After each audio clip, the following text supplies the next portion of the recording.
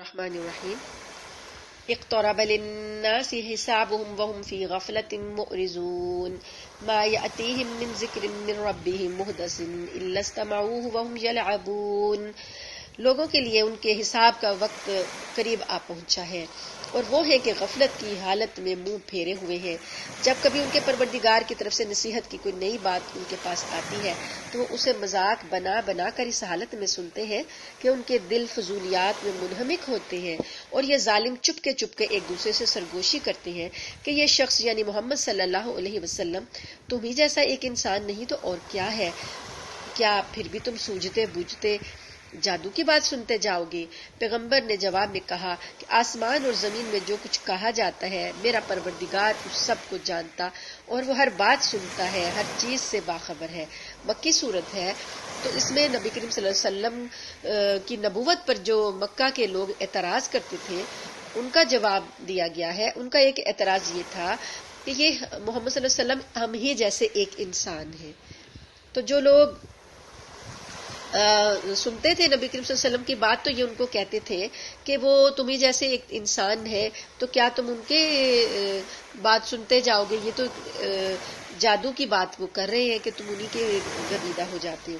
تو نبی کریم صلی اللہ علیہ وسلم نے اللہ پاک نے کہا کہ آپ جواب میں کہیں کہ جو کچھ آسمانوں اور زمین میں ہے نا اللہ تعالیٰ سب کچھ سن رہا ہے، ہر طرف سے ہر چیز سے وہ باخبر ہے. بل قالوا اضغاث احلام بل افتراہ بل ہوا شاعر.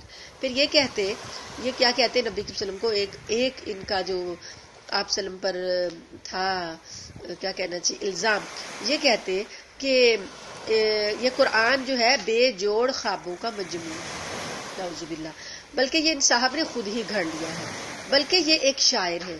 یعنی تین یہاں پر انہوں نے اعتراض کی ہے. بھلا یہ ہمارے سامنے کوئی نشانی تو لے آئے جیسے پچھلے پیغمبر نشانیوں کے ساتھ بھیجے گئے تھے.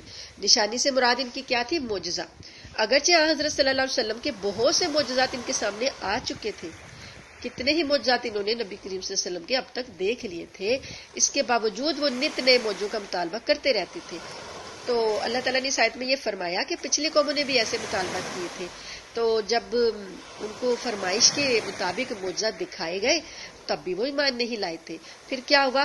اس کے نتیجے میں ان کو ہلاک کر دیا گیا. تو اللہ تعالیٰ کو معلوم ہے کہ یہ لوگ بھی فرمائشی معجزات دیکھنے کے بعد بھی ایمان نہیں لائیں گے. تو کیونکہ اللہ کی سنت یہ ہے کہ جب کوئی فرمائشی معجزہ آ جائے پھر بھی لوگ ایمان نہ لائیں تو پھر ان کو ہلاک کر دیا جاتا ہے. اس لیے اللہ پاک ان کو ڈھیل دے رہے ہیں. تو اللہ پاک فرماتے ہیں کہ اے پیغمبر ہم نے تم سے پہلے کسی اور کو نہیں مردوں ہی کو رسول بنا کر بھیجا تھا. یعنی یہ آپ کو کہہ رہے ہیں کہ آپ انسان ہیں اور آدمی ہیں، تو آپ سے پہلے بھی جو رسول آئے تھے وہ بھی مرد تھے اور جن پر ہم وہی نازل کرتے تھے. لہٰذا کافروں سے کہو کہ اگر تمہیں خود علم نہیں ہے تو نصیحت کا علم رکھنے والوں سے پوچھ لو. یعنی یہ جو مکہ والے ہیں ان کے پاس چونکہ ابھی تک کوئی نبی نہیں آیا تھا، حضرت اسماعیل علیہ السلام کے بعد یہاں پر ابھی تک کوئی نبی نہیں آیا تھا، تو اللہ پاک نے فرمایا کہ ان سے کہہ دیں کہ اگر ان کو نہیں پتا تو جن کے پاس نصیحت آئی ہے یعنی یہود اور نصارہ ان سے پوچھ کے دیکھ لیں. اور ہم نے ان رسولوں کو ایسے جسم بنا کر پیدا نہیں کر دیا تھا کہ وہ کھانا نہ کھاتے ہوں، اور نہ وہ ایسے تھے کہ ہمیشہ زندہ رہیں. یعنی ایسے جسم دیے جیسے انسانوں کو سب کو دیے کہ وہ کھانا بھی کھاتے ہیں اور انہیں موت بھی آتی ہے، ایک زندگی ہے جو انہوں نے گزارنی ہے. تو پہلے بھی ایسے رسول تھے، اب بھی آپ کو ایسا ہی رسول بنا کے بھیجا گیا. پھر ہم نے ان سے جو وعدہ کیا تھا اسے سچا کر دکھایا اور ان کو بھی بچا لیا، اور ان کے علاوہ جن کو ہم نے چاہا ان کو بھی، اور جو لوگ حد سے گزر چکے تھے انہیں ہلاک کر دیا. یعنی جب پیغمبروں کو پر نشانی کے باوجود پچھلی قومیں ایمان نہیں لائی تھی تو پھر وہ رسول اور ان پر ایمان والے بچا لیے گئے اور باقی سب کو ہلاک کر دیا گیا. اب ہم نے تمہارے پاس ایک ایسی کتاب اتاری ہے جس میں تمہارے لیے نصیحت ہے، کیا پھر بھی تم نہیں سمجھتے؟ اور ہم نے کتنی بستیوں کو پیس ڈالا جو ظالم تھی، اور ان کے بعد ہم نے دوسری نسلیں پیدا کی. چنانچہ جب انہوں نے ہمارے عذاب کی آہٹ پائی تو ایک دم وہاں سے بھاگنے لگے. ان سے کہا گیا بھاگو مت اور واپس جاؤ اپنے انہی مکانات اور اسی عیش و عشرت کے سامان کی طرف جس کے مزے تم لوٹ رہے تھے، شاید تم سے کچھ پوچھا جائے. یعنی طنز کے طور پر اللہ پاک نے کہا ہے کہ جب وہ عیش و عشرت میں منہمک تھے تو اس کے بعد جب عذاب آیا تو بھاگنے لگے نا، تو اللہ پاک نے کہا کہ اب بھاگ نہیں سکتے، اب اپنے انہی گھروں میں جاؤ جہاں پر تم رہا کرتے تھے اور جھٹلایا کرتے تھے. قالوا یا ویلنا انا کنا ظالمین، وہ کہنے لگے ہائے ہماری کم بختی، سچی بات یہ ہے کہ ہم لوگ ہی ظالم تھے. یعنی خود بعد میں کس کو بلیم دیا؟ اپنے آپ ہی کو کہا کہ ہم ہی ظالم تھے. یہی ان کی پکار جاری رہی یہاں تک کہ ہم نے ان کو ایک کٹی ہوئی کھیتی، ایک بجھی ہوئی آگ بنا کر رکھ دیا. یعنی اس سے یہی پکارتے پکارتے اپنے آپ کو ظالم کہتے کہتے ہی وہ مر گئے. اور ہم نے آسمان، زمین اور جو کچھ ان کے درمیان ہے اس کو اس لیے پیدا نہیں کیا کہ ہم کوئی کھیل کرنا چاہتے ہوں. یعنی اللہ پاک نے آسمان اور زمین کا جو نظام چلایا تو کوئی کھیل تماشا نہیں کرنا تھا، اس کا ایک مقصد ہے. یہ کارخانہ اتنا بڑا جو بنایا یہ خالی مشغلے کے لیے نہیں بنایا گیا، اس میں ایک مقصد ہے، اس کائنات میں اللہ کا نظام، اللہ کا نام بلند کیا جائے. اس کائنات میں جو مخلوق ہے وہ اللہ کے نام کو بلند کرے، یہ اللہ نے اس کو مقصد دے کر بھیجا ہے. یعنی دل لگی کرنا اللہ کا کام نہیں ہے. اگر ہم نے کوئی کھیل بنانا ہوتا، آیت نمبر 17، اگر ہمیں کوئی کھیل بنانا ہوتا تو ہم خود اپنے پاس سے بنا لیتے، اگر ہمیں ایسا کرنا ہی ہوتا. بلکہ ہم تو حق بات کو باطل پر کھینچ مارتے ہیں جو اس کا سر توڑ ڈالتا ہے اور وہ ایک دم ملیا میٹ ہو جاتا ہے. یعنی اللہ پاک نے حق کو غالب کرنا ہے. اللہ پاک جب حق کو غالب کرتے ہیں تو باطل کا سر ٹوٹ جاتا ہے. اللہ پاک فرماتے ہیں جو تم باتیں بنا رہے ہو ان کی وجہ سے خرابی تمہاری ہی ہوگی. وَلَهُ مَن فِي السَّمَاوَاتِ وَالْأَرْضِ، اور آسمانوں اور زمین میں جو لوگ بھی ہیں اللہ کے ہیں. اور جو فرشتے اللہ کے پاس ہیں وہ نہ اس کی عبادت سے سرکشی کرتے ہیں نہ تھکتے ہیں، وہ رات دن اس کی تسبیح کرتے رہتے ہیں اور سست نہیں پڑتے. فرشتے جو ہیں وہ ہمیشہ اللہ کی عبادت میں، وہ کبھی سستی نہیں کرتے. بھلا کیا ان لوگوں نے زمین میں ایسے خدا بنا رکھے ہیں جو نئی زندگی دیتے ہیں؟ یعنی یہ اپنے دیوتاؤں کو اس لیے مانتے ہیں کہ یہ نئی زندگی دیتے ہیں. اگر آسمان اور زمین میں اللہ کے سوا دوسرے خدا ہوتے تو دونوں درہم برہم ہو جاتے. لہذا عرش کا مالک اللہ ان باتوں سے پاک صاف ہے، بالکل پاک ہے جو یہ لوگ بنایا کرتے ہیں. یعنی یہ توحید کی عام فہم دلیل ہے، ہر انسان کو سمجھ میں آتی ہے کہ اس کائنات میں اگر ایک سے زیادہ خدا ہوتے تو ہر خدا ایک مستقل خدائی کا حامل نہ ہوتا. اس کی اپنی سٹیٹ ہوتی، اس کی اپنی سٹیٹ ہوتی، اس کی اپنی حدود ہوتی، اس کی اپنی حدود ہوتی، تو یہ باہم آپس میں لڑتے ہی رہتے تو کائنات تباہ ہو جاتی. یہ تو ایک عام فہم بات ہے جو کہ دنیا کے نظام کے حساب سے انسان دیکھ سکتا ہے. جب ایک گھر کے دو سربراہ نہیں ہو سکتے، جب ایک ادارے کے دو سربراہ نہیں ہو سکتے، ایک ملک کے دو صدر نہیں ہو سکتے یا دو بادشاہ نہیں ہو سکتے، تو اتنی عظیم الشان کائنات کے دو خدا کیسے ہو سکتے؟ اللہ تعالیٰ اپنے بارے میں فرماتے ہیں کہ لا یسأل عما یفعل وهم یسألون. اللہ جو کچھ کرتا ہے، جو وہ افعال اس کائنات میں انجام دے رہا ہے، اس کا وہ کسی کو جواب دہ نہیں ہے. اس کے بارے میں جو بھی وہ کام کرتا ہے اس نے کسی کو جواب نہیں دینا، بلکہ کائنات کی چیزیں سب اس کے آگے جواب دہ ہیں. ان سب کو جواب دہی کرنی ہے. بھلا کیا اسے چھوڑ کر انہوں نے دوسرے خدا بنا رکھے ہیں؟ اے پیغمبر ان سے کہو کہ لاؤ اپنی دلیل کیا ہے دوسرے خداؤں کی. یہ قرآن بھی موجود ہے جس میں میرے ساتھ والوں کے لیے نصیحت ہے، اور وہ کتابیں بھی موجود ہیں جس میں مجھ سے پہلے لوگوں کے لیے نصیحت تھی. لیکن واقعہ یہ ہے کہ ان میں سے اکثر لوگ حق بات کا یقین نہیں کرتے، اس لیے منہ موڑے ہوئے ہیں. اور تم سے پہلے ہم نے کوئی ایسا رسول نہیں بھیجا جس پر ہم نے یہ وحی نہ کی ہو کہ میرے سوا کوئی خدا نہیں، لہٰذا میری عبادت کرو. ہر نبی کا کلمہ جو ہے وہ لا الہ الا اللہ ہی تھا. آگے اگلا حصہ جو ہے، پہلا حصہ توحید ہے، دوسرا رسالت ہے. تو ہر نبی کا کلمہ جو تھا پہلا حصہ توحید پر ہی مبنی تھا. آگے جس زمانے کا رسول ہوتا تھا اس کا کلمہ ہوتا تھا. موسیٰ علیہ السلام کے ساتھ تھا لا الہ الا اللہ، موسیٰ کلیم اللہ. عیسیٰ علیہ السلام کے ساتھ تھا لا الہ الا اللہ، عیسیٰ روح اللہ. تو لیکن نبی کریم صلی اللہ علیہ وسلم کا کلمہ ہے لا الہ الا اللہ محمد الرسول اللہ. پہلا حصہ توحید کا ہر نبی کو دیا گیا. ہر نبی نے آ کے پہلا پیغام جو ہے کائنات میں توحید کا ہی پھیلایا. وقالوا اتخذ الرحمن ولدا سبحانہ، اور یہ لوگ کہتے ہیں کہ خدائے رحمان فرشتوں کی شکل میں اولاد رکھتا ہے. سبحان اللہ، بلکہ فرشتے تو اللہ کے بندے ہیں جنہیں عزت بخشی گئی ہے، اور وہ اس سے آگے بڑھ کر کوئی بات نہیں کرتے. فرشتے جو ہیں اللہ سے اللہ کے حکم کے آگے کوئی بات نہیں کرتے، وہ اسی کے حکم کے پر عمل کرتے ہیں، وہ ان کی تمام اگلی پچھلی باتوں کو جانتا ہے، وہ کسی کی سفارش نہیں کر سکتے سوائے اس کے جس کے لیے اللہ کی مرضی ہو، اور وہ اس کے خوف سے سہمے رہتے ہیں، رشتے ہر وقت اللہ پاک سے ڈرتے رہتے ہیں۔ حضرت جبرائیل علیہ السلام سے نبی کریم صلی اللہ علیہ وآلہ وسلم نے پوچھا کہ آپ جو ہے میرے آنے سے پہلے، اللہ پاک نے فرمایا نا کہ وما ارسلناک الا رحمۃ للعالمین، کہ ہم نے آپ کو تمام جہانوں کے لیے رحمت بنا کر بھیجا، تو آپ نے پوچھا کہ میری رحمت میں ساری کائنات کو حصہ ملا، تو اے جبریل کیا آپ کو بھی کوئی حصہ ملا؟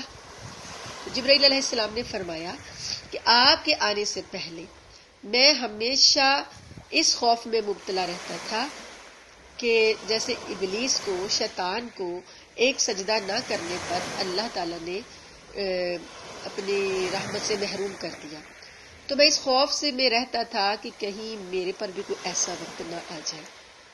لیکن جب اللہ تعالیٰ نے آپ پر کلام نازل کیا اور اللہ پاک نے مجھے وحی دے کر بھیجا، اس میں مجھے اللہ نے لقب دیا کہ روح الامین، روح القدس، اور اللہ پاک نے مجھے صادق کہا کہ ایک سچا پیغام لانے والا جو ہے آپ پر پیغام لا رہا ہے، تو اب مجھے یقین ہو گیا کہ اللہ تعالیٰ آپ کی وجہ سے مجھ پر بھی رحمت فرمائیں گے۔ فرشتے اللہ کے سے اتنا اللہ کے خوف سے سہمے رہتے ہیں، ناراضگی کے خوف سے، کیونکہ وہ جانتے ہیں نا حقیقت کو۔ انسان جو اتنا نڈر ہوتا ہے وہ جانتا نہیں ہے، اس لیے وہ بے خوف ہو کر پھرتا ہے اور نڈر ہو کر اچھلتا رہتا ہے۔ اللہ تعالیٰ فرماتے ہیں کہ اگر ان میں سے کوئی بالفرض یہ کہے کہ اللہ کے علاوہ میں بھی معبود ہوں تو ہم اس کو جہنم کی سزا دیں گے، اور ایسے ظالموں کو ہم ایسی ہی سزا دیتے ہیں، یعنی فرشتوں میں سے بھی اگر کوئی انکار کرے گا تو ہم اس کو جہنم کی سزا دیں گے۔ جن لوگوں نے کفر اپنا لیا ہے کیا انہیں یہ معلوم نہیں ہے کہ سارے آسمان اور زمین بند تھے، پھر ہم نے انہیں کھول دیا، کانتا رتقا ففتقناہما۔ اکثر مفسرین کی تفسیر کے مطابق اس آیت میں آسمان کے بند ہونے کا مطلب یہ ہے کہ ان سے بارش نہیں ہوتی تھی، اور زمین کے بند ہونے کا مطلب یہ ہے کہ اس سے کوئی پیداوار نہیں ہوتی تھی، یعنی حضرت آدم علیہ السلام سے پہلے جب اللہ پاک نے یہ زمین اور آسمان تخلیق کیے تھے تو ابھی ان کو ایسا نہیں بنایا تھا جیسے اب ہمارے پاس ہے کہ آسمان بارشیں برساتا ہے اور زمین کھیتیاں اگلتی ہے، ایسے نہیں تھے، بند تھے۔ اللہ پاک فرماتے کہ ہم نے ان کو کھول دیا۔ اور بعض مفسرین نے ایک تفسیر یہ بھی کی ہے کہ آسمان اور زمین دونوں ایک دوسرے کے ساتھ جڑے ہوئے تھے اور یکجان تھے، اللہ تعالیٰ نے ان کو الگ الگ کر دیا۔ وہی جو سائنس والے، فزکس والے یہ نظریہ پیش کرتے ہیں کہ یہ زمین اور آسمان کا جو نظام ہے بگ بینگ کے ذریعے وجود میں آیا، کہ ایک بڑا دھماکہ ہوا اور اس دھماکے سے یہ سارے چیزیں جو ہیں غبار پیدا ہوا اور دھواں پیدا ہوا اور بھاپ بنی، اور دھوئیں سے وہ دھواں جو ہے وہ بعد میں پھر جم گیا، کوئی کسی شکل میں چیز بن گئی، کسی شکل میں چیز بن گئی۔ یہ ایک نظریہ وہ پیش کرتے ہیں اس طریقے سے کہ بھئی پہلے یہ بند تھے تو اللہ نے اس کو کھولا۔ تو ہم یہ ہمارا قرآن یہ کہتا ہے، ہمارا دین یہ کہتا ہے کہ اس دھماکے کو کرنے والی ذات بھی اللہ تعالیٰ نے ہی یہ کیا تھا۔ تو اس حساب سے یہ جو ایتھیسٹ ہے وہ اس فزیکل فینومینا سے اپنے اسٹوڈنٹس کو یہ پڑھا رہے ہیں کہ اس میں اللہ کی تخلیق کا کوئی دخل نہیں ہے، یہ تو ایک سائنس کے ذریعے سے رونما ہوئی ہے، فزکس کا اصول کار فرما ہے کہ مادہ جو ہے وہ اپنی حالتیں بدلتا رہتا ہے اور چیزیں وجود میں آتی رہتی ہیں۔ لیکن اللہ تعالیٰ فرماتے ہیں کہ مادے کا خالق بھی اللہ ہے، اور اللہ ہی مادے کو چینج کرتا ہے۔ اللہ کی جو تخلیق ہے وہ مادے میں اسی طرح سے کام کر رہی ہے جیسے کہ جس کو کہ آپ فزکس کہتے ہو، ہم کہتے ہیں کہ اللہ تعالیٰ کی قدرت سے یہ کام ہو رہا ہے۔ تو وہی بات اللہ پاک فرماتے ہیں کہ زمین اور آسمان بند تھے، جڑے ہوئے تھے، اللہ نے ان کو کھولا۔ اس کے بعد پانی سے ہر جاندار چیز پیدا کی، جتنی بھی جاندار اشیاء ہیں ان کی تخلیق پانی سے ہوئی ہے، کیا پھر بھی یہ ایمان نہیں لائیں گے؟ اور ہم نے زمین میں جمے ہوئے پہاڑ پیدا کیے ہیں تاکہ وہ انہیں لے کر ہلنے نہ پائے، اور اس میں ہم نے چوڑے چوڑے راستے بنائے ہیں تاکہ وہ منزل تک پہنچ سکے۔ زمین ہوتی لیکن اس میں راستے نہ ہوتے، پھر بھی یہ زمین کسی کام کی نہیں تھی انسان کے لیے۔ اللہ نے اس میں راستے بھی بنائے، کہ تاکہ یہ اپنی منزلوں پر پہنچے اور راستے اختیار کریں. اس پہ اللہ پاک فرماتے ہیں کہ ہم نے آسمان کو ایک محفوظ چھت بنا دیا. محفوظ چھت یہ سائنس کے لوگ بہت بہتر جانتے ہیں کس طریقے سے اللہ پاک نے لیئرز بنائی ہیں. آسمان کے اوپر جو گلیکسیز ہیں، جو سورج ہے، اس کی جو شعاعیں ہیں اتنی خطرناک اور اتنی نقصان دہ ریز ہیں جو کہ زمین کے اوپر اگر پڑتی ہیں تو وہ اسے تو جلا کر بھسم کر ڈالیں گی. لیکن اللہ پاک نے لیئرز بنا دی ہیں اور ان لیئرز میں کوئی بھی ایسے اشیاء تابکاری کے ایسے اثرات جو ہیں وہ آسمان دنیا تک ہی روک لیے جاتے ہیں. اور آسمان دنیا کے بعد بھی کیا ہے، وہ جو اوزون لیئر ہے جسے کہ ہم کہتے ہیں کہ پولوشن سے وہ تباہ ہو گئی ہے، تو یہ اللہ پاک نے کیا کہ محفوظ چھت بنائے تاکہ تمہارے لیے ایک حفاظت کا سامان ہو. تو یہ چیزیں سب قرآن پاک بتا رہا ہے. تو پھر ہم فزیکل فینومینا کو تو مان لیں اور اللہ کی تخلیق کا انکار کر دیں تو اس سے بڑا ظلم اور کوئی نہیں.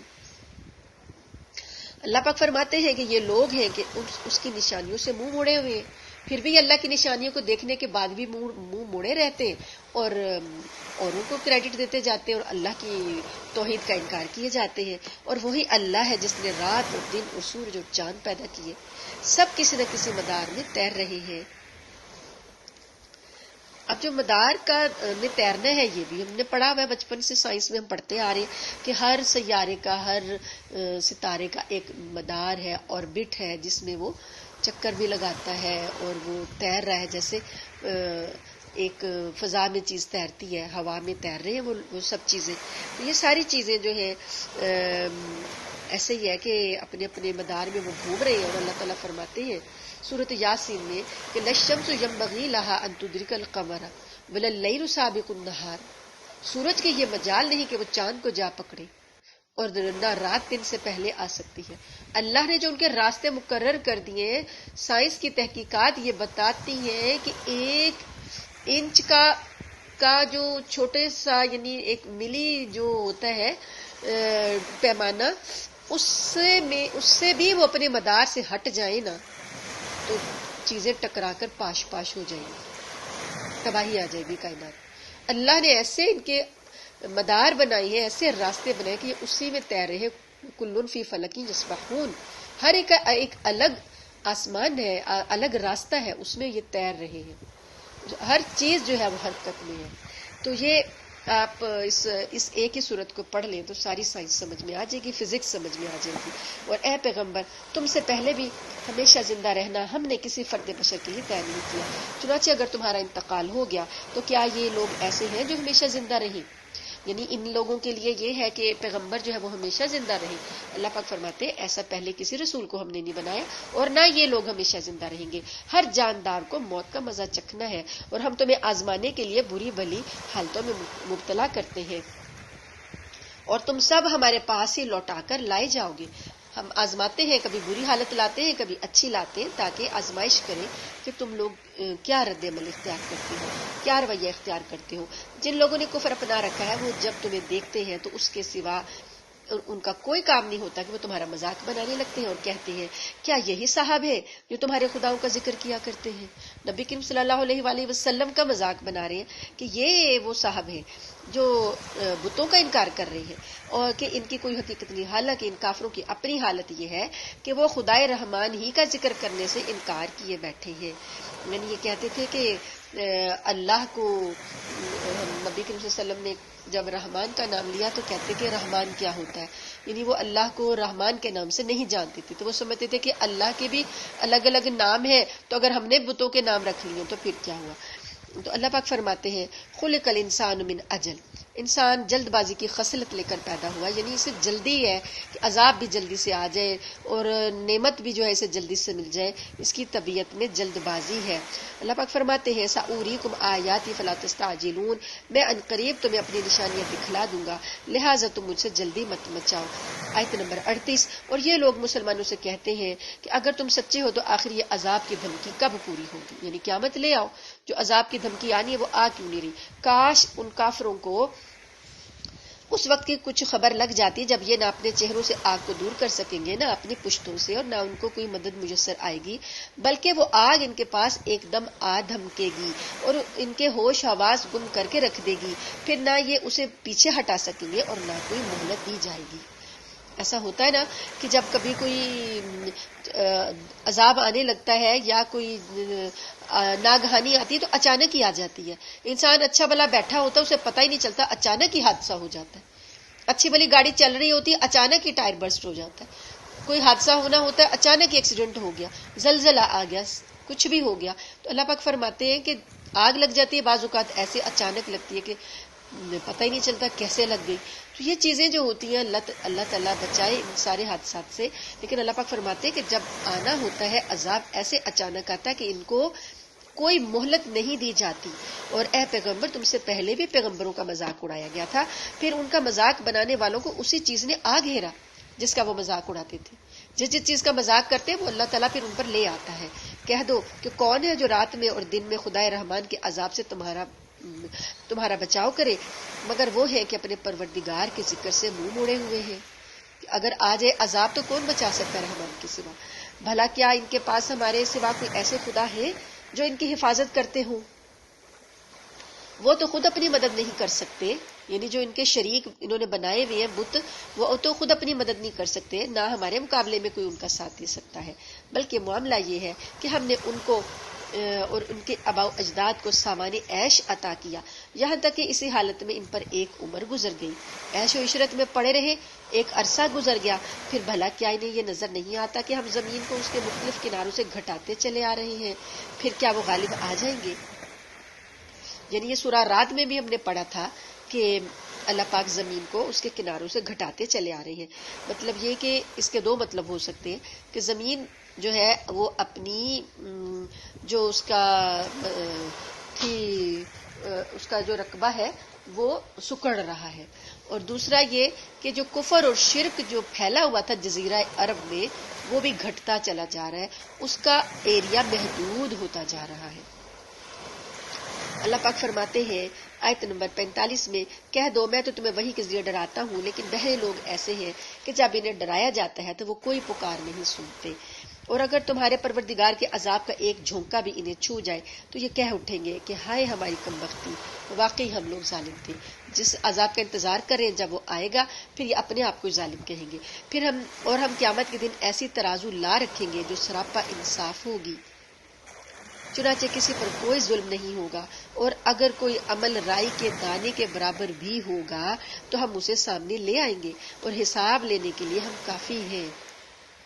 اب یہاں پر وزن کرنا، میزان جو ہے ہمارا ایمان ہے، ہمارا عقیدہ ہے کہ اللہ پاک نے اعمال کو تولنا ہے. جیسے ہمارے ایگزام کے بعد جو رزلٹ دینے کا ایک ہوتا ہے نا کہ منیمم جو ہے نا پاسنگ مارکس رکھے جاتے ہیں کہ بھائی 33 والا پاس ہے یا 50 والا پاس ہے یا 40 والا پاس ہے. پاس کا مطلب ہے کہ یعنی وہ کامیاب ہو گیا. اسی طریقے سے اللہ پاک نے اعمال کو وزن کرنا ہے. تو اگر میزان کے اندر کچھ برائیاں ہیں کچھ اچھائیاں ہیں، اچھائیاں غالب آ گئیں تو وہ بندہ پاس ہے، کامیاب ہو جائے گا، اس کا بیڑا پار ہے. اللہ پاک فرماتے ہیں کہ اگر کسی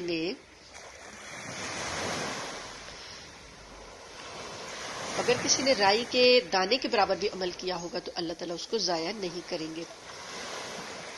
اور ہم نے موسیٰ اور ہارون کو حق اور باطل کا ایک معیار، ہدایت کی ایک روشنی اور ان متقی لوگوں کے لیے نصیحت کا سامان عطا کیا تھا جو دیکھے بغیر اپنے پروردگار سے ڈرے اور جن کو قیامت کی گھڑی کا خوف لگا ہوا ہو. اور اب یہ قرآن برکتوں والا پیغام نصیحت ہے جو ہم نے نازل کیا ہے، کیا پھر بھی تم اسے ماننے سے انکار کرتے ہو؟ اور اس سے پہلے ہم نے ابراہیم کو وہ سمجھ بوجھ عطا کی تھی جو ان کے لائق تھی، اور ہم انہیں خوب جانتے تھے. اور وہ وقت یاد کرو جب انہوں نے اپنے باپ اور اپنی قوم سے کہا تھا کہ یہ کیا مورتیں ہیں جن کے آگے تم دھرنا دیے بیٹھے ہو؟ وہ بولے کہ ہم نے اپنے باپ دادوں کو ان کی عبادت کرتے ہوئے پایا ہے. ابراہیم نے کہا حقیقت یہ ہے کہ تم بھی اور تمہارے باپ دادے بھی کھلی گمراہی میں مبتلا رہے. ابراہیم کے والد نے یہ کہا تھا کہ ہم نے اپنے باپ دادوں کو یہ کرتے پایا ہے. تو اللہ پاک فرما رہے ہیں کہ وہ اور تم سارے کھلی گمراہی میں مبتلا رہے ہو. انہوں نے کہا کیا تم ہم سے سچ مچ کی بات کر رہے ہو یا دل لگی کر رہے ہو؟ ابراہیم نے کہا نہیں، بلکہ تمہارا پروردگار وہ ہے جو تمام آسمانوں اور زمین کا مالک ہے، جس نے یہ ساری چیزیں پیدا کی ہیں. اور لوگوں، میں اس بات پر گواہی دیتا ہوں اور اللہ کی قسم، جب تم پیٹھ پھیر کر چلے جاؤ گے تو میں تمہارے بتوں کے ساتھ ایک ایسا کام کروں گا جس سے ان کی حقیقت کھل جائے گی. یہاں پر اللہ پاک نے ابراہیم علیہ السلام کا وہ واقعہ جو انہوں نے اپنی قوم کو نصیحت دلانے کے لیے بتوں کے ساتھ کیا تھا اس کا ذکر کر رہے ہیں. مشہور واقعہ ہے، ہم سب نے بچپن سے سن رکھا ہے کہ انہوں نے اپنی قوم کو جب پہلے دعوت دی، قوم نہیں مانی، تو انہوں نے اپنی قوم کو کہا کہ جب تم کہیں چلے جاؤ گے نا تو تمہارے پیچھے سے میں ایک ایسا کام کروں گا کہ تمہیں بات سمجھ آئے گی.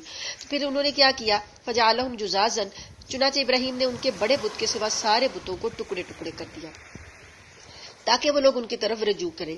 ایسا سورہ الصافات میں بھی آگے آئے گا یہ ان کا واقعہ، کیونکہ جشن کا دن تھا، ساری قوم شہر چھوڑ کر کہیں جایا کرتی تھی.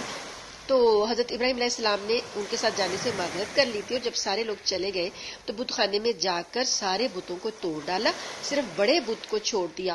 اور بعض روایات میں یہ بھی معلوم ہوتا ہے کہ اپنی کلہاڑی بھی اس کی گردن میں لٹکا دی.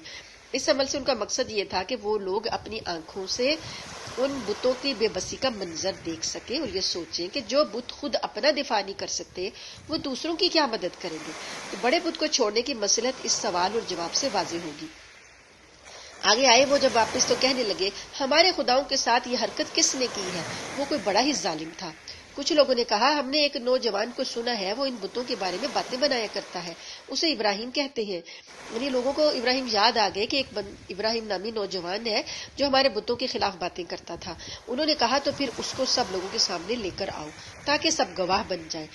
پھر جب ابراہیم کو لایا گیا تو وہ بولے ابراہیم کیا ہمارے خداؤں کے ساتھ یہ حرکت تمہیں نے کی ہے؟ ابراہیم نے کہا نہیں.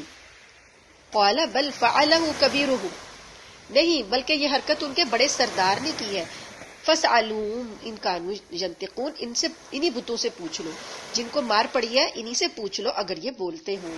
فرجعوا الی انفسہم فقالوا انکم انتم الظالمون.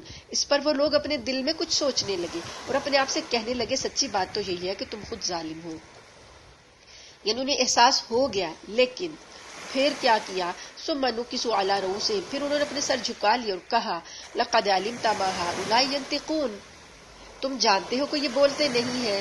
قال افتعبدون من دون اللہ ما لا ينفعکم شیئا ولا یضرکم، ابراہیم نے کہا بھلا بتاؤ کیا تم اللہ کو چھوڑ کر ایسی چیزوں کی عبادت کر رہے ہو جو تمہیں نہ کچھ فائدہ پہنچاتی ہے نہ نقصان.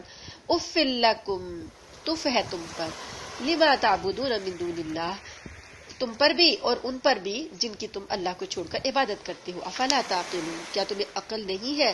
قالوا حرقوه وانصروا آلهتکم ان کنتم فاعلین، وہ ایک دوسرے سے کہنے لگے اسے آگ میں جلا ڈالو اور اپنے خداؤں کی مدد کرو اگر تمہیں کچھ کرنے کا دم خم ہے. قلنا یا نار کونی بردا وسلاما علی ابراہیم، چنانچہ انہوں نے ابراہیم علیہ السلام کو آگ میں ڈال دیا اور ہم نے کہا اے آگ ٹھنڈی ہو جا اور ابراہیم کے لیے سلامتی بن جا. ان لوگوں نے ابراہیم کے لیے برائی کا منصوبہ بنایا تھا، مگر نتیجہ یہ ہوا کہ ہم نے انہی کو بری طرح ناکام کر دیا اور ہم نے انہیں اور لوط کو بچا کر اس سرزمین کی طرف لے گئے جس میں ہم نے دنیا جہان کے لوگوں کے لیے برکتیں رکھی ہیں. یعنی یہ سرزمین شام ہے. اب اس کے بعد جب آگ سے معجزانہ طور پر ابراہیم علیہ السلام بچ گئے تھے، اللہ پاک نے کہا کہ آپ یہاں سے ہجرت کر جائیں، تو ان کو وہاں سے عراق سے ہجرت کرنے کا حکم دیا اور آپ کو شام میں لا بسایا. اور لوط علیہ السلام آپ کے ساتھ وہ بھی ہجرت کی، انہوں نے، وہ آپ کے بھتیجے تھے. اس کے بعد اللہ پاک فرماتے ہیں کہ ہم نے ان کو انعام کے طور پر، یعنی ابراہیم علیہ السلام کو انعام کے طور پر اسحاق اور یعقوب عطا کیے، اور ان میں سے ہر ایک کو ہم نے نیک بنایا اور ان سب کو ہم نے پیشوا بنایا جو ہمارے حکم سے لوگوں کی رہنمائی کرتے تھے. اور ہم نے وحی کے ذریعے انہیں نیکیاں کرنے، نماز قائم کرنے اور زکوٰۃ ادا کرنے کی تاکید کی تھی، اور وہ ہمارے عبادت گزار تھے. اور لوط کو ہم نے حکمت اور علم عطا کیا تھا اور انہیں اس بستی سے نجات دی جو گندے کام کرتی تھی. لوط علیہ السلام کو شام کے بعد پھر اللہ پاک نے سدوم کی بستی میں جانے کا حکم دیا تھا. وہاں کے لوگ جو تھے بے حیائی کا کام کرتے تھے. اللہ پاک فرماتے ہیں کہ ہم نے ان کو پھر اس بستی سے نجات دی. حقیقت میں وہ بہت برائی والی نافرمان قوم تھی. اور لوط کو ہم نے اپنی رحمت میں داخل کر لیا، وہ یقیناً نیک لوگوں میں سے تھے. اور نوح کو بھی ہم نے حکمت اور علم عطا کیا.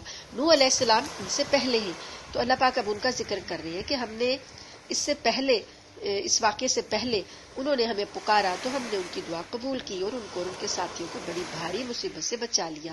نوح علیہ السلام کا ذکر ہم پہلے پڑھ چکے ہیں کہ اللہ پاک نے ان کو 950 سال کی تبلیغ کے بعد جب قوم ایمان نہیں لائی، صرف 80 یا 82 لوگ ہیں، وہ جو 72 یا 82 لوگ ہیں جو ان پر ایمان لائے تھے، اللہ پاک نے پھر ان کو بچا لیا. نوح علیہ السلام نے دعا کی تھی کہ اللہ پاک ان میں سے یہ ماننے والے نہیں ہیں تو اب تو ان میں کسی کو بھی زندہ نہ رکھ. تو اللہ پاک فرماتے ہیں کہ وہ بہت برے لوگ تھے، اس لیے ہم نے ان سب کو غرق کر دیا. یہ چونکہ سورہ انبیاء ہے، اس میں نبیوں کے تذکرے آ رہے ہیں. اور آگے اللہ پاک فرماتے ہیں وَدَاوُودَ وَسُلَيْمَانَ إِذْ يَحْكُمَانِ فِي الْحَرْثِ، اور داؤد اور سلیمان علیہ السلام کو بھی ہم نے حکمت اور علم عطا کیا تھا جب وہ دونوں ایک کھیت کے جھگڑے کا فیصلہ کر رہے تھے، کیونکہ کچھ لوگوں کی بکریاں رات کے وقت اس کھیت میں جا گھسی تھی اور ان لوگوں کے بارے میں جو فیصلہ ہوا اسے ہم خود دیکھ رہے تھے. چنانچہ اس فیصلے کی سمجھ ہم نے سلیمان کو دے دی، اور ویسے ہم نے ان دونوں ہی کو حکمت اور علم عطا کیا تھا. اور ہم نے داؤد کے ساتھ پہاڑوں کو تابع دار بنا دیا تھا کہ وہ پرندوں کو ساتھ لے کر تسبیح کرے، اور یہ سارے کام کرنے والے ہم تھے. اب یہ کون سے جھگڑے کی بات ہو رہی ہے کہ حضرت داؤد علیہ السلام وقت کے پیغمبر ہیں اور ان کو زبور عطا کی گئی ہے، رسول ہیں وہ، ان کے بیٹے ہیں حضرت سلیمان علیہ السلام. تو حضرت داؤد علیہ السلام حضرت سلیمان علیہ السلام حضرت داؤد کے بعد نبی بنے ہیں.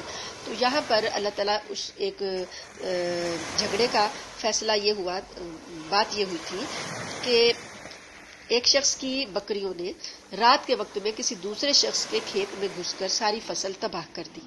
کھیت والا جو شخص تھا وہ مقدمہ لے کر حضرت داؤد علیہ السلام کے پاس آیا. حضرت داؤد علیہ السلام نے یہ فیصلہ فرمایا کہ بکریوں کے مالک کا فرض تھا کہ وہ رات کے وقت بکریوں کو باندھ کے رکھتا، لیکن چونکہ اس کی غلطی سے کھیت والے کا نقصان ہوا ہے، اس لیے بکری والا اپنی اتنی بکری کھیت والے کو دے دے جو قیمت میں تباہ ہونے والی فصل کے برابر ہو. تو یہ فیصلہ شریعت کے عین مطابق تھا کہ بھئی جتنا نقصان ہوا بھر دے، پھر وہ اتنی بکریاں دے دے اس کو. لیکن یہ ہوا کہ جب یہ لوگ فیصلہ لے کر باہر نکلنے لگے تو دروازے پر حضرت سلیمان علیہ السلام جو کہ ابھی جوان لڑکے تھے، انہوں نے پوچھا کہ میرے والد صاحب نے کیا فیصلہ کیا ہے. انہوں نے بتایا تو حضرت سلیمان علیہ السلام نے فرمایا کہ میرے ذہن میں ایک اور صورت آ رہی ہے جس میں دونوں کا فائدہ ہے. حضرت داؤد علیہ السلام نے ان کی یہ بات سن لی تو انہیں اندر بلایا اور پوچھا کہ وہ کیا صورت ہے. حضرت سلیمان علیہ السلام نے فرمایا کہ بکری والا کچھ عرصے کے لیے اپنی بکریاں کھیت والے کو دے دے، جن کے دودھ وغیرہ سے کھیت والا فائدہ اٹھاتا رہے، اور کھیت والا اپنا کھیت بکری والے کے حوالے کر دے کہ وہ اس میں کھیتی اگائے، اور جب فصل اتنی ہی ہو جائے جتنی بکریوں کے نقصان پہنچانے سے پہلے تھی تو اس وقت بکریوں والا کھیت والے کو کھیت واپس کر دے اور کھیت والا اپنی بکریاں واپس لے جائے. یہ ایک مصالحت کی صورت تھی جس میں دونوں کا فائدہ تھا. اس لیے حضرت داؤد علیہ السلام نے اسے پسند فرمایا اور دونوں فریق بھی اس پر راضی ہو گئے. اللہ پاک نے اس کا یہ یہاں پر ذکر کیا کہ ہم نے دونوں کو وَكُلًّا آتَيْنَا حُكْمًا وَعِلْمًا، ہم نے دونوں کو، داؤد علیہ السلام اور سلیمان علیہ السلام دونوں کو حکمت بھی عطا کی تھی اور علم بھی عطا کیا تھا. اور یہ جو تھی داؤد علیہ السلام کا فیصلہ تو قانون کے مطابق تھا، لیکن سلیمان علیہ السلام کا جو فیصلہ تھا وہ باہمی رضامندی کی صورت تھی. فریقین راضی ہو گئے تو یہ صورت جو تھی عطا کر دی گئی، اس کا حکم دے دیا گیا. تو اب یہ ہے اللہ پاک نے داؤد علیہ السلام کی فضیلت یہ بتائی کہ ہم نے داؤد کے ساتھ پہاڑوں کو بھی تابع فرما بنا دیا تھا کہ جب وہ تسبیح کرتے تھے، اللہ تعالیٰ کی تسبیح بیان کرتے تھے، زبور کی تلاوت فرماتے تھے، اتنی دلکش آواز ان کو اللہ نے عطا کی تھی کہ دنیا میں اس سے زیادہ اچھی آواز کسی کو نہیں دی گئی.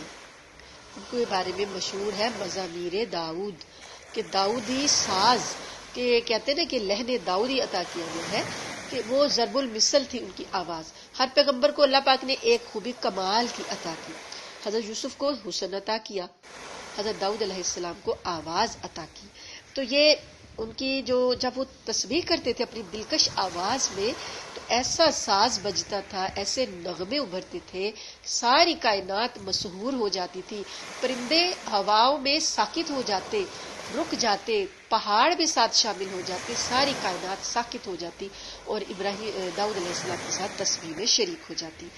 اللہ پاک فرماتے ہیں یہ سارے کام کرنے والے ہم تھے، اور ہم نے انہیں تمہارے فائدے کے لیے ایک جنگی لباس یعنی زرہ بنانے کی صنعت سکھائی تاکہ وہ تمہیں لڑائی میں ایک دوسرے کی زد سے بچائے۔ ایک یہ اللہ پاک نے انہیں معجزہ عطا کیا حضرت داؤد علیہ السلام کو کہ لوہا ان کے ہاتھ پہ پگھل جاتا تھا۔ جو لوہا آج ہم بھٹیوں میں پگھلاتے ہیں، آگ میں تپا کے اس کو میلٹ کیا جاتا ہے، حضرت داؤد علیہ السلام اپنے ہاتھ میں پکڑتے تھے تو لوہا پگھل جاتا تھا اور وہ ایسے ہو جاتا جیسے موم کی طرح نرم ہوتا تھا، جس سانچے میں ڈھالنا چاہتے وہ ڈھل جاتا تھا۔ تو ان کو اللہ پاک نے فن یہ عطا کیا تھا جنگی زرہ بنانے کا، سپاہ گری، کہ ایسا فن تھا جو زرہیں بناتے تھے لوہے کو ڈھال کے۔ زرہیں پہلے ہوتی تھی نا لوہے کے لباس کے، وہ ایک چادر آگے ہوتی تھی اور ایک چادر پیچھے ہوتی تھی، اور لوہے کی کڑیوں کے ساتھ اس کو ملا کر، جیسے آپ سونے کو دیکھیں نا اس میں ٹانکا لگا لگا کے چھوٹے چھوٹے ٹانکے لگائے جاتے ہیں اور چھوٹے چھوٹے اس کے اندر چینز ہوتی ہیں، ان چینز کے ساتھ دوسری چین کو ملا ملا کے ڈیزائن بنایا جاتا ہے۔ ایسے یہ کڑیاں ملانے کے لیے چین بناتے تھے لوہے کی اور اس کو زرہ کو جوڑتے تھے۔ تو اللہ پاک نے ان کو یہ معجزہ دیا تھا، اور ان کی جو چین بنتی تھی، جو کڑی بنتی تھی، وہ اتنی برابر ہوتی تھی کہ جیسے آج ڈائی بنا کر ڈائی کے حساب سے ہر چین کو اس کے سانچے میں ڈھال کے برابر کیا جاتا ہے۔ ان کے ہاتھ میں اللہ پاک نے ایسی صلاحیت دی تھی معجزانہ طور پر کہ وہ جو بھی کڑی بناتے وہ اس کے اوپر رکھ کے دیکھ لو، ذرا سا بھی کہیں سے کوئی فرق نہیں آتا تھا، برابر کڑیاں جوڑتے تھے، ساری کڑیاں ایک ہی سائز کی جوڑتے تھے۔ اللہ پاک فرماتے ہیں کہ یہ زرہ بنانے کا فن جو انہیں عطا کیا وہ اس لیے کہ تاکہ تمہیں ایک فن سکھایا جائے کہ تم لڑائی میں ایک دوسرے سے اپنے بچاؤ کرو۔ اب تم بتاؤ کہ کیا تم شکر گزار ہو؟ فہل انتم شاکرون، اتنی نعمتیں اللہ نے تمہیں عطا کر دی، اتنے فنون سکھا دیے، تو کیا اب تم شکر کرتے ہو؟ ولی سلیمان الریح عاصفۃ تجری بامرہ الی الارض التی بارکن فیہا وکنا بکل شیء عالمین۔ اور سلیمان علیہ السلام کو اللہ پاک نے کیا عطا کیا کہ ہم نے تیز چلتی ہوئی ہوا کو سلیمان کے تابع کر دیا۔ جیسے آج ہوائیں ہمارے تابع ہیں کہ ہم ان پر اپنے تیز رفتار جنگی جہاز اور بار برداری کے جہاز اور مسافروں کے جہاز اڑا لیتے ہیں، تو ہواؤں کو ہم نے تابع کیا ہوا نا اپنے۔ تو سلیمان علیہ السلام کو اللہ پاک نے یہ ہوائیں اس وقت تابع کر دی تھی۔ وہ ہوائیں ان کے حکم سے، وہ ہوا کو حکم دیتے تھے کہ ہمیں فلاں زمین میں لے چلو، تو وہ لے جاتی تھی ان کے تخت کو اٹھا کر، اور کس زمین میں؟ جس زمین میں ہم نے برکتیں رکھی تھی، اور ہمیں ہر بات کا پورا علم ہے۔ برکتوں والی سرزمین شام ہے، اس کے بارے میں اللہ پاک نے فرمایا کہ حضرت سلیمان علیہ السلام جو تھے وہ ہوا کو جاتے تھے۔ سورہ سبا میں بھی اس کا واقعہ آئے گا کہ وہ 1 مہینے کا فاصلہ صبح کے سفر میں اور 1 مہینے کا فاصلہ شام کے سفر میں طے کر لیا کرتے تھے۔ شام اور فلسطین کا علاقہ ہے، وہاں سے کہیں دور جانا ہوتا تھا، چلے جاتے اور واپس پھر ہوا ان کو واپس لے آتی تھی، یعنی صبح میں اور شام میں۔ تو یہ ابھی ہمارا وقت ختم ہو گیا ہے اور یہ ابھی صورت ابھی جاری ہے، تو انشاءاللہ باقی ہم کل پڑھیں گے۔ اللہ تعالیٰ سے دعا ہے کہ اللہ تعالیٰ ہمیں ان آیات پر عمل کرنے کی توفیق عطا فرمائے، اور جو کچھ ہم نے اس میں پڑھا ہے اس کو ہمارے دلوں میں اتار دے، اور اللہ پاک اس کوشش کو قبول فرما لے۔ ہمارے دلوں کو اللہ پاک گناہوں کی آلودگی سے بچا لے، اس رمضان المبارک کی برکت سے اور اس قرآن کی برکت سے۔ اللہ پاک ہمارے دلوں کی تمام آلودگیاں، نجاستیں دور کر کے شیشے کی طرح اسے چمکا دے، اور تقویٰ اور اپنا خوف اور اپنی محبت اس دل میں ڈال دے، اور اللہ پاک ہمیں جب تک زندہ رکھے ایمان پر زندہ رکھے، اور جب ہمیں موت آئے تو ایمان پر ہی ہمیں موت آئے۔ اللہ پاک ہمارے نصیب میں وہ تمام برکتیں اور خیریں لکھ دے جو اس کا سوال نبی کریم صلی اللہ علیہ وسلم نے اللہ سے کیا، اور ان تمام شرور سے اور ان تمام آفتوں سے اور مصیبتوں سے ہمیں بچا لے جس سے پناہ نبی کریم صلی اللہ علیہ وسلم نے مانگی۔ ربنا تقبل منا انك انت السميع العليم وتب علينا انك انت التواب الرحيم، صلی اللہ تعالی علی خیر خلق